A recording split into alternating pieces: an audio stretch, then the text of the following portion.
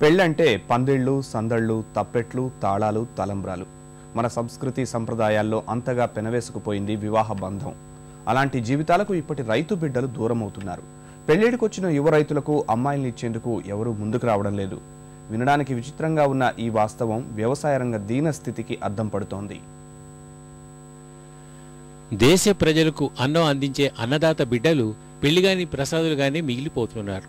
అవును, వినడానికి విచిత్రంగా ఉన్న నగ్న సత్యం ఇది. రైతు ఇంటికి ఆడపిల్లనిచ్చేవారే కరువు అవుతున్నట్లు చిత్తూరు జిల్లాలో ఓ స్వచ్ఛంద సంస్థ జరిపిన సర్వేలో వెల్లడైంది.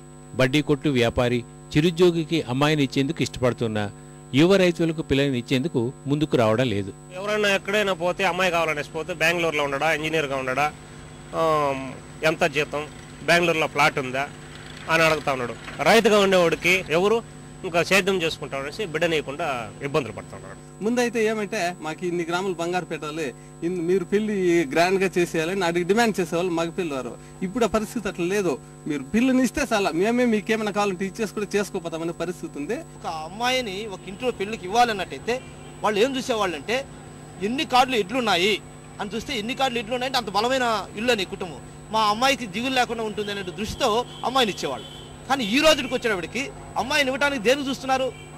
ఎవరు బిల్లబంట్రోతుంటే చాలు, 10,000 రూపాయలు ఆదాయం వస్తే చాలు అని వ్యవసాయదారుడికి ఇవ్వకుండా కష్టాలు నష్టాలు మయమైన వ్యవసాయం వల్ల తమ బిడ్డలు సుఖపడ్డారన్న కారణంతో రైతు కుటుంబాలకు ఆడపిల్లని ఇవ్వడం లేదు.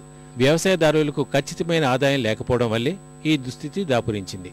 కేవలం ఉద్యోగస్తులు చూస్తున్నారు. సంవత్సరం అంతా కష్టపడితే కూడా పెట్టిన ఆదాయం లేదు, దాంట్లో 50% రావడం లేదు. ఇప్పుడు దాన్ని బట్టి ఏమొచ్చేస్తుంది అనేసి ఇవ్వడం లేదు. అదే ఉద్యోగం చేసేవాడికి అయితే పిలిచిస్తారు. ఒక అటెండర్కి వచ్చే ఆదాయం కూడా 10 ఎకరాలు పెట్టుకున్న రైతుకు ఆదాయం అంత రావడం లేదు.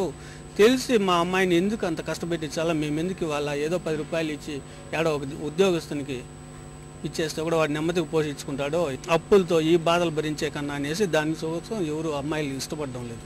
వ్యవసాయం గిట్టుబాటుగా మారితేనే తమ బిడ్డల పెళ్లిళ్లు చేయగలమని రైతులు అంటున్నారు.